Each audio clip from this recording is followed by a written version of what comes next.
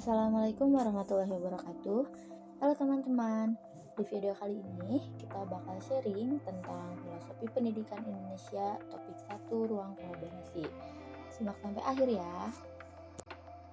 Apa praktik pendidikan saat ini yang membelenggu kemerdekaan peserta didik dalam belajar dengan melihat perjalanan pendidikan nasional sebelum kemerdekaan dan sesudah kemerdekaan? Nah, jadi yang pertama itu adalah motivasi belajar siswa yang menurun. Nah, pada dasarnya, maksud dari motivasi belajar siswa yang menurun itu adalah bahwa minat dan semangat siswa dan belajar itu mengalami penurunan. Nah, menurut kelompok kami, hal tersebut dapat disebabkan karena tidak adanya bentuk evaluasi yang menekankan siswa untuk lebih mempersiapkan diri dalam belajar, serta tidak adanya bentuk evaluasi yang memberikan keleluasaan kepada mereka untuk mengembangkan bakatnya. Nah, dengan kata lain, siswa ini mungkin kehilangan motivasi karena kurangnya pengakuan dan kesempatan untuk tumbuh dan berkembang dalam proses pembelajaran. Kemudian, banyaknya tuntutan materi yang harus dipelajari. Nah, peserta didik dihadapkan pada banyaknya materi pelajaran yang harus mereka kuasai dalam kurun waktu tertentu. Penilaian yang lebih menekankan pada aspek kognitif seperti tes dan ujian cenderung mengharuskan peserta didik untuk fokus pada penguasaan konsep dan pengetahuan yang diujikan, tanpa banyak ruang bagi mereka untuk mengeksplorasi minat pribadi atau mengembangkan keterampilan dalam bidang tertentu yang mereka sukai. Dengan kata lain, tekanan untuk menguasai banyak materi tersebut membuat peserta didik tidak memiliki kebebasan untuk mengeksplorasi minatnya atau memperdalam pengetahuannya dalam bidang yang disukai secara lebih mendalam. Yang selanjutnya adalah pembelajaran terpusat pada guru. Di kondisi sekarang ini, guru masih menjadi fokus utama dalam proses pembelajaran.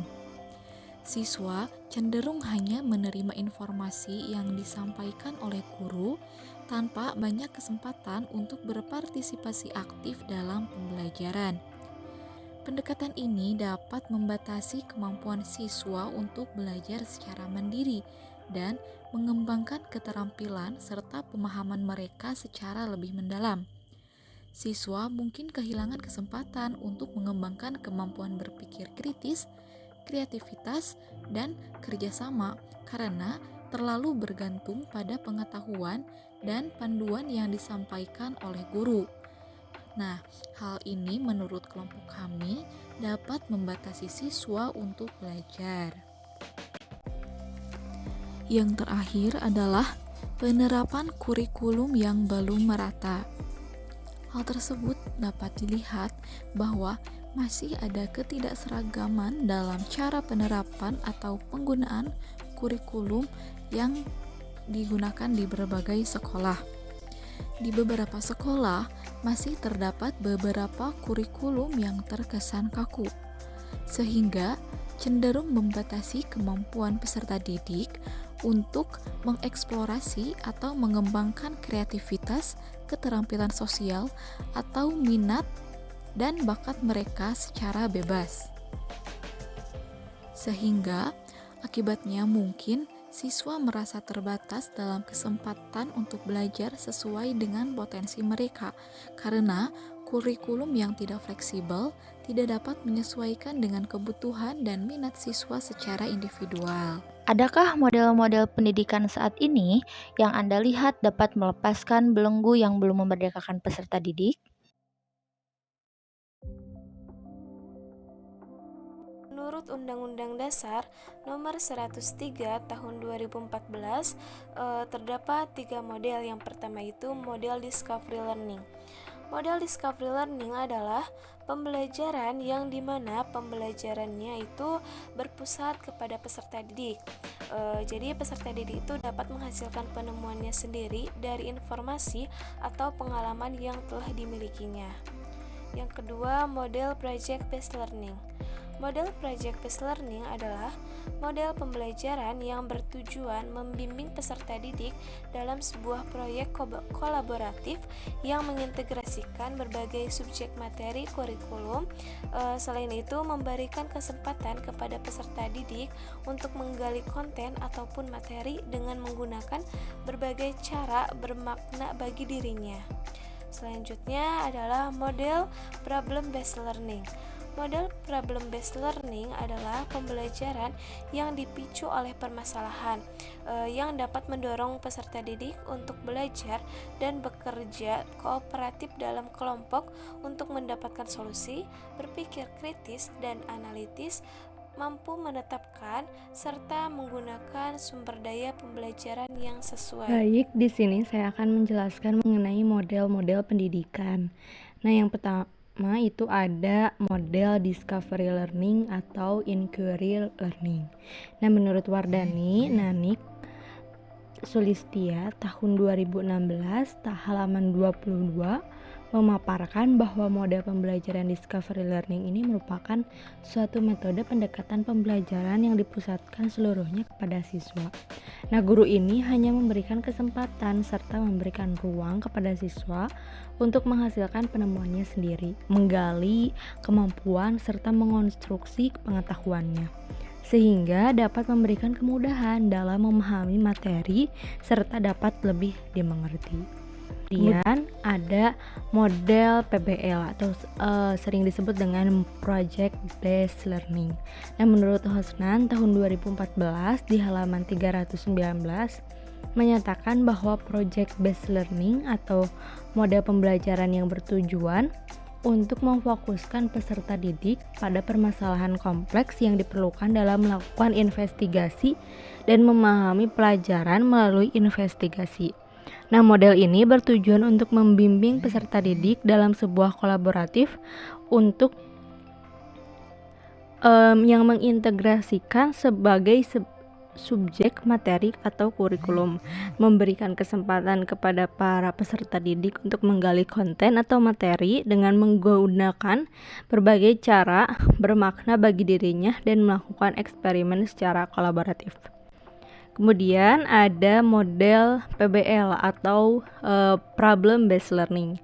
Nah, menurut pendapat dari Hosnan tahun 2014 di halaman 295 yang menyatakan bahwa model PBL ini merupakan suatu model pembelajaran yang menggunakan pendekatan pembelajaran pada suatu masalah yang otentik, sehingga dengan hal itu siswa dapat merangkai pengetahuannya sendiri, mengembangkan keterampilannya yang lebih tinggi, membuat siswa lebih mandiri dan membuat siswa percaya diri.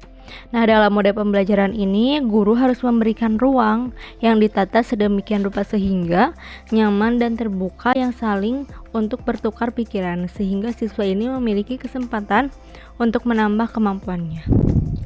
Apa yang Anda tawarkan sebagai model pendidikan yang dapat melepaskan belenggu dan memerdekakan peserta didik?